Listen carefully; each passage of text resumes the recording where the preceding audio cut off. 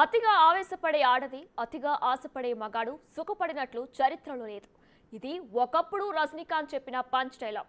మరి ఆ రెండు ఒకరే అయితే అతిగా ఆవేశపడే ఆడది, అతిగా ఆశపడే మగాడు కలిస్తే ఇలా అతిగా ప్రవర్తించే ఓ అఘోరి లాంటి కటౌట్ బయటకొస్తుంది.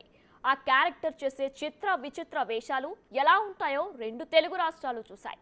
ఆఖరికి అఘోరి చర్యలే అతన్ని జైలు పాలు చేశాయి.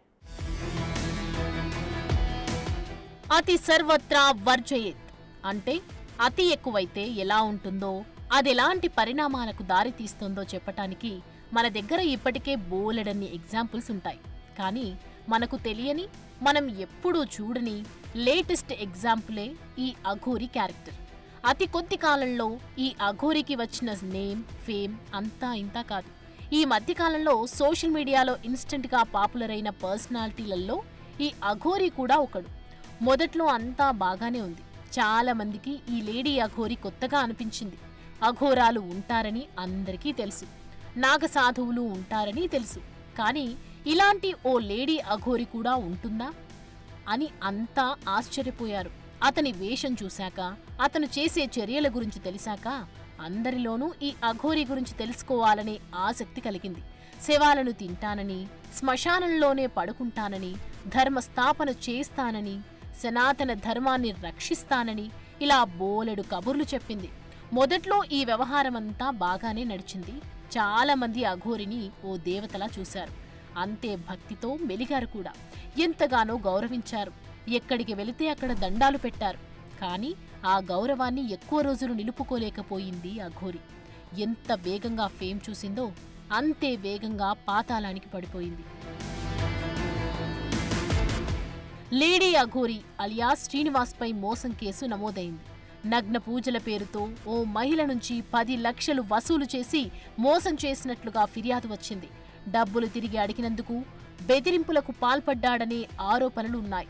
దాంతో పోలీసులు ఉత్తరప్రదేశ్, మధ్యప్రదేశ్ సరిహద్దుల్లో అఘోరిని అదుపులోకి తీసుకున్నారు. చేవెళ్ల కోర్టు అఘోరికి రిమాండ్ విధించింది. దాంతో అఘోరి శ్రీనివాస్ జైలు పాలయ్యాడు. వర్షిణిని పెళ్లి చేసుకున్నాక తెలుగు రాష్ట్రాలకు దూరంగా బతుకుదామని వెళ్లిపోయింది అఘోరి. కానీ పోలీసులు అంత ఛాన్స్ ఇచ్చారా? వెతుక్కుంటూ వెళ్లి మరీ పట్టుకొచ్చేశారు, జైల్లో వేశారు. ఈ అఘోరి ఎపిసోడ్తో ఒక విషయం మాత్రం క్లియర్గా అర్థమైంది. అతిగా మతిపోయి ప్రవర్తించే అఘోరి అయినా చట్టానికి అతీతం కాదని తేలిపోయింది. ఆధ్యాత్మికతను అడ్డుపెట్టుకుని అఘోరి ఎంత అతి చేయాలో అంత చేసింది. ధర్మస్థాపన అంటూ ఆగమాగం చేసింది. పూజల పేరుతో తనని నమ్మిన వాళ్లను మోసం చేసిందనే ఆరోపణలున్నాయి. ఇలా వరుస సంఘటనలన్నీ అఘోరిని వ్యక్తిగతంగా పతనమయ్యేలా చేశాయి. ముఖ్యంగా అఘోరి చర్యలు ఆధ్యాత్మిక గురువులు అఘోరిలపై సమాజంలో ఉన్న నమ్మకాన్ని దెబ్బతీసేలా ఉన్నాయి. అవన్నీ ఆమె ప్రతిష్ఠతను, నమ్మకాన్ని కోల్పోయేలా చేశాయి. జనంలోనూ అఘోరి పట్ల విరక్తి వచ్చేసింది. మొదట్లో భక్తితో చూసిన వాళ్లే ఇప్పుడు చీదరించుకుంటున్నారు.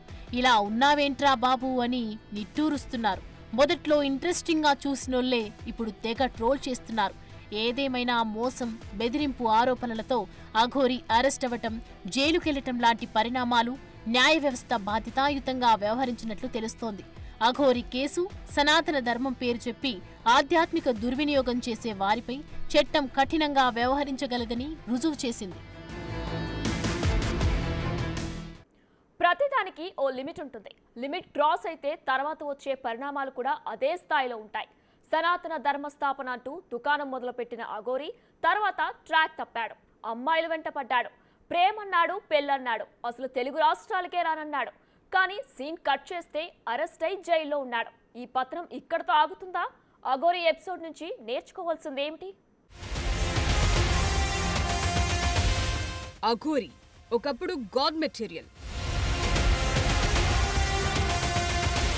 ఇప్పుడు అదే కటౌట్ ట్రోల్ మెటీరియల్. ప్రతి దానికి ఓ స్టార్టింగ్ పాయింట్ ఉన్నట్లే ఎండింగ్ కూడా ఉంటుంది. సోషల్ మీడియాలో ఇన్స్టెంట్ హిట్ అయిన ఏ క్యారెక్టర్ కూడా ఎక్కువ కాలం ట్రెండింగ్ లో నిలిచినట్లు హిస్టరీలో లేదు. అతి కొద్ది మంది మాత్రమే సోషల్ మీడియాలో తమకు వచ్చిన హైప్ ని నిలబెట్టుకున్నారు, తెలివిగా వాడుకున్నారు, లైఫ్ లో సెటిల్ అయ్యారు. మిగతా వాళ్లంతా వచ్చిన నేమ్, ఫేమ్ ని ఎలా వాడుకోవాలో తెలియక ఇలా వచ్చి అలా వెళ్లిపోయారు. ఇప్పుడు అఘోరి క్యారెక్టర్ కూడా అలాంటిదే. సడన్ గా ఎంట్రీ ఇచ్చింది. సోషల్ మీడియాతో పాటు 2 తెలుగు రాష్ట్రాలను షేక్ చేసి పడేసింది. నడిచిన నాళ్లు నడిపించింది. చివరికి జైలు పాలయ్యింది. అందుకే అనేది అతిగా రియాక్ట్ అయితే సీన్ రివర్స్ అవుతుందని. ఆధ్యాత్మికతను అడ్డం పెట్టుకుని సమాజంలో అతిగా ప్రవర్తించిన అఘోరి కూడా బాగుపడలేదు. చట్టానికి అఘోరి ఏమీ అతీతం కాదని తేలిపోయింది. అఘోరి ఓవర్ యాక్షన్ ఏ స్థాయికి వెళ్లిందో ఇటు తెలంగాణ అటు ఆంధ్ర రెండూ చూశాయి. ఆలయాలకు వెళ్లటం, ఎవ్వరినీ లెక్క చేయకుండా వీఐపీలా దర్శనాలు చేసుకోవటం, ప్రశ్నిస్తే బూతులు తిట్టటం, ఆపితే కర్రలు తీసుకుని కొట్టడం లాంటివన్నీ చేసింది. కొన్ని సార్లు పెట్రోల్ క్యాన్ తీసుకుని ఆత్మార్పణం చేసుకుంటారంటూ బెదిరించింది. చివరికి పోలీసులను కూడా లెక్క చేయకుండా ప్రవర్తించింది. వాళ్లను బూతులు తిట్టడమే కాదు, వారిపై చేయి చేసుకునేందుకు కూడా ప్రయత్నించింది. హబ్బో, అఘోరి చేసిన అతి అంతా ఇంతా కాదు.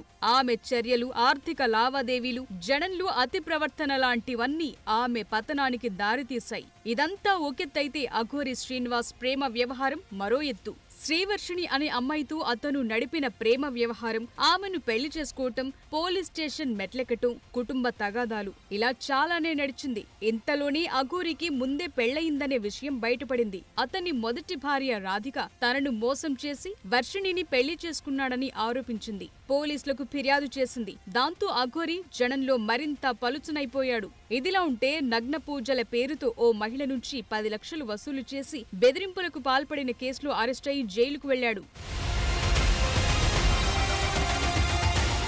మొదట్నుంచి అఘోరి వ్యవహారం వివాదాస్పదంగానే ఉంది. సనాతన ధర్మం, ఆధ్యాత్మిక భక్తి మార్గం అంటూ సోషల్ మీడియాలో ప్రచారం చేస్తూ ఆలయాలను సందర్శిస్తూ కాంట్రవర్సీలకు కేరఫ్ గా మారింది. ఇక బీటెక్ చదువుతోన్న శ్రీవర్షిణి అఘోరితో వెళ్లటం, అతన్నే పెళ్లి చేసుకోవటం కూడా జనంలో పెద్ద చర్చకు దారితీసింది.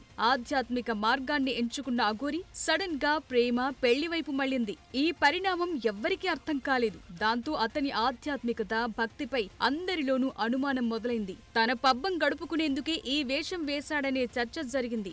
అఘోరి ఆధ్యాత్మిక మార్గానికి కట్టుబడి ఉండకుండా పక్కదారి పట్టడంతోనే అతను పతనమైపోయాడు. అతని ప్రవర్తన, వ్యక్తిగత సంబంధాలు, ఒకరిని మోసం చేసి మరొకరిని పెళ్లి చేసుకోవటం, బెదిరింపులకు పాల్పడటం లాంటివన్నీ అఘోరిని ఎటూ కాకుండా చేశాయి. ముఖ్యంగా తనను తాను ఓ ఆధ్యాత్మిక వ్యక్తిగా చిత్రీకరించుకుని పూజలు, ధర్మం పేరుతో డబ్బులు వసూలు చేయటం, జనాన్ని మోసం చేయటం లాంటివి కూడా అతని ప్రతిష్టను దెబ్బతీశాయి. ఏ సోషల్ మీడియాతో అతను జనాన్ని ఆకర్షించి పాపులర్ అయ్యాడు, చివరికి అదే సోషల్ మీడియా అఘోరి వివాదాలను, మోసాలను, అతని నిజ స్వరూపాన్ని బయటపెట్టింది.